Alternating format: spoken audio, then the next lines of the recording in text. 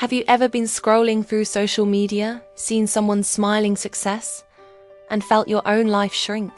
One of the greatest pains in life is comparing yourself to others. We look around and think, why is she so successful and I'm not? Why does he have what I don't? But we forget something important. Their path and ours are not the same. If a bird tried to swim like a dolphin, it would spend its entire life believing it was a failure, even though it could soar freely across the endless sky. Today, because of social media, this habit of comparison has grown even worse. We scroll through pictures of other people's lives and suddenly feel our own journey is too small, too ordinary, not enough. We stop noticing our own strengths. And slowly, this way of thinking leads to sadness, envy, and hopelessness. That's why this story is for anyone who has ever whispered to themselves, "I'll never be as good as them." Listen carefully, because every moment in this story may change the way you see your life. In a small coastal village by the sea, there lived a girl named Jane. Jane was kind, hardworking, and curious. She helped her parents sell fruit in the market, studied when she could, and loved exploring the rocky shore near her home. But there was one habit that made her deeply unhappy. She compared herself to everyone around her. When her cousin ran faster than anyone else on the beach, Jane thought, "Why am I not strong like her?" When her friend played the guitar so beautifully that people stopped to listen, Jane whispered, "Why don't I have talent like hers?" When her neighbors built bigger and bigger houses, Jane sighed, "Why can't my family be wealthy like them?" Day by day, these thoughts poisoned her heart. Instead of focusing on what she could do, she focused only on what she lacked. She stopped enjoying her studies. She stopped laughing when playing with her friends. She carried a heavy cloud of sadness everywhere she went. One evening, sitting by the water, she muttered to herself, "I'll never be like them. Maybe I'll never be good enough." Not long after, an old teacher named Lava visited the village.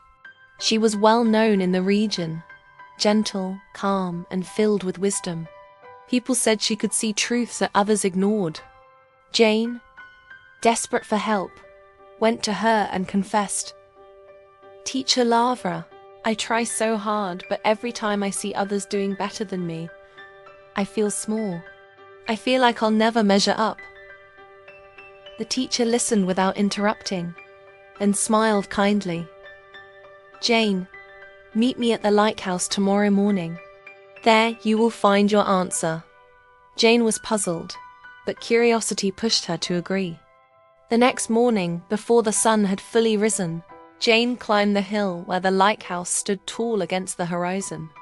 The salty wind brushed against her face as waves crashed far below. Teacher Laura was already there, waiting patiently.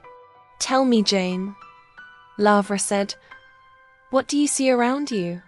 Jane looked carefully. There are tall palm trees, short bushes, colorful flowers, even cactus plants. "They're all so different." The teacher nodded. "Now imagine the cactus wishing it could be a palm tree, or the palm tree crying, 'I wish I had flowers like the roses.' Would that make sense?" Jane laughed softly. "Of course not. That would sound silly." "Exactly," Lava replied. "Each plant has its own role. Together, they make the landscape beautiful. If one tried to become another, the whole picture would lose its harmony." Then Lava pointed toward the sea. In the sparkling water below, a school of fish darted gracefully. Above them, a seagull spread its wings and soared through the sky.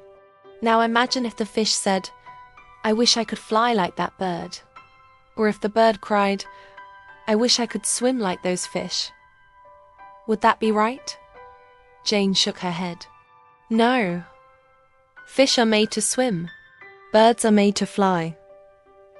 The teacher placed a gentle hand on her shoulder. "Then why, Jane, do you wish to be like someone else? You have gifts too. Maybe you just don't see them yet." Instead of comparing, Discover your strengths and walk your path with them. Jane stood in silence, letting the words sink into her heart. From that day on, something shifted inside her. She realized that comparing herself to others was stealing her joy and blinding her to her own potential. So she stopped wishing to be like her cousin, or her talented friend, or her wealthy neighbors. Instead, she asked herself, what do I already love? What can I grow with practice? Jane discovered her passion for drawing. At first, her sketches were simple: boats in the harbor, seashells on the sand, the old lighthouse against the evening sky. She practiced every day. She drew at the market. She drew at the beach. She drew until her hands were sore. With time, her drawings became admired. Travelers passing through the village bought them. Neighbors asked her to paint murals. Her art began to tell the story of the sea and the people who lived by it.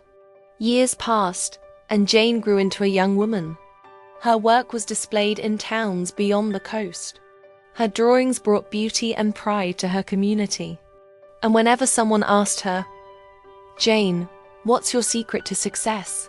she would smile and say, "Never compare yourself with others. If a fish tries to fly, it will always feel like a failure. But if it swims, it can master the ocean."